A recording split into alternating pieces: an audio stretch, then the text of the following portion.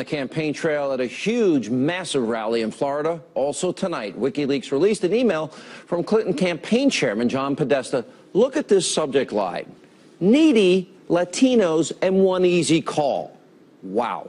Joining us now with reaction from the Trump Organization, Donald Trump's son, Eric Trump. How are you? Hey, Good to Sean. see you. How are you? I saw you had tweeted that out earlier today, so obviously you're paying attention to this. Imagine your father talked about needy Latinos. When does it end? You know, first it's deplorables, then it's irredeemables. It was super predators before then. Today it was rednecks. Now we're talking about Christians, evangelicals were getting killed earlier today by these emails. Now it's needy Latinos. It is, you know, and they talk about us being the party of bigotry and the party of hate. And it's not until Julian Assange comes along and obviously releases these emails via WikiLeaks. The real Democrat. Remember the original release on the DNC? What did it show? It showed racism, sexism, misogyny, anti-Semitic language in there.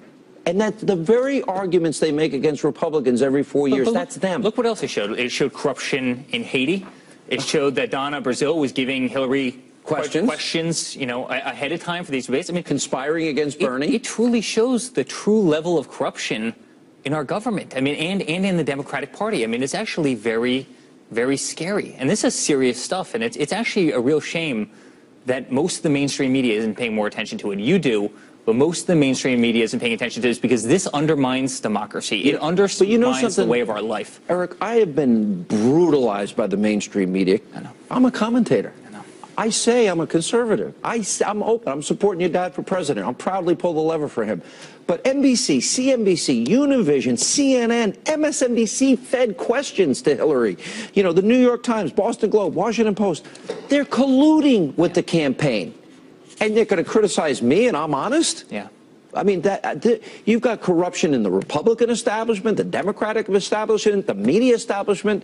Your dad's up against a lot of establishment. And by the way, this is corruption of the worst form. And this is corruption that costs this country trillions of dollars. This is corruption that's cost this country lives. This is corruption that compromises national security. I mean, this is real stuff. I mean, this is real stuff. This is actions. This isn't words. And people have to be held accountable. This is the commander-in-chief of the free world. How do you hold them accountable but to elect your dad? Well, you know, when you look at the interesting little complicated webs, right, where you have, you know, the sons and daughters of major, you know, the CEOs of these major news networks, and they're working at the Clinton Foundation, you have all these little intricate webs. It's difficult, and they sow these ties for this purpose. They do it for their own political gain.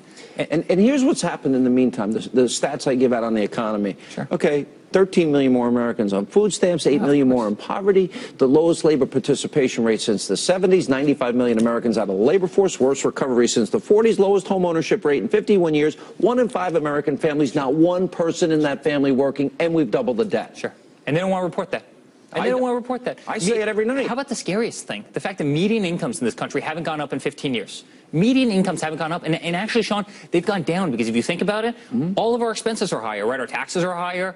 Our utilities are higher. Health care, Obamacare is a disaster. Obamacare is up $4,100 per family. And since think about that. So if you have median incomes, if people haven't gotten a raise in this nation in 15 years and all of your expenses are higher, it's no wonder why people are working 2 and 3 jobs just to try and get back. You know that there was a stat that came out the other day, 1 in 7 Americans don't have $1,000 in savings.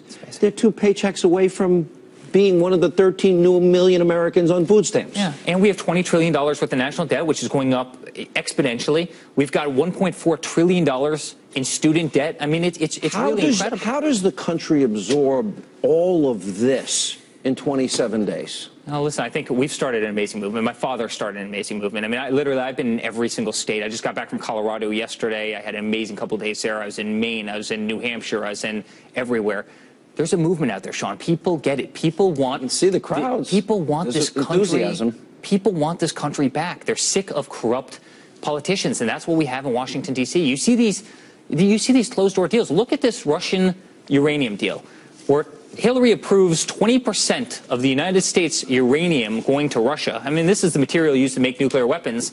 And then the Clinton Foundation gets $145 million for it. I mean, talk about compromising national security. It's scary stuff. When you think of Hillary saying these two things, you need a public and private position, and she doesn't like the everyday Americans. It's amazing. That, to me, says everything you would need to never get elected. Well, then she also says, listen, I'll be the hardest person in the world on Wall Street. But then she goes to Wall Street and says, you'd be the perfect people to solve Wall Street's problems. But they paid her $225,000 for that speech. Amazing. And by the way, when you're an employee of the government, when you're Secretary of State, shouldn't you be working on behalf of the people of this country as opposed to giving paid speeches? You know, if you're giving hour-long paid speeches, you need to prepare, you need to travel, you need to do everything else. I mean, don't you think that's a distraction toward your job? How about 55% of the people that got to see her as Secretary of State were donors to the foundation? I know. That's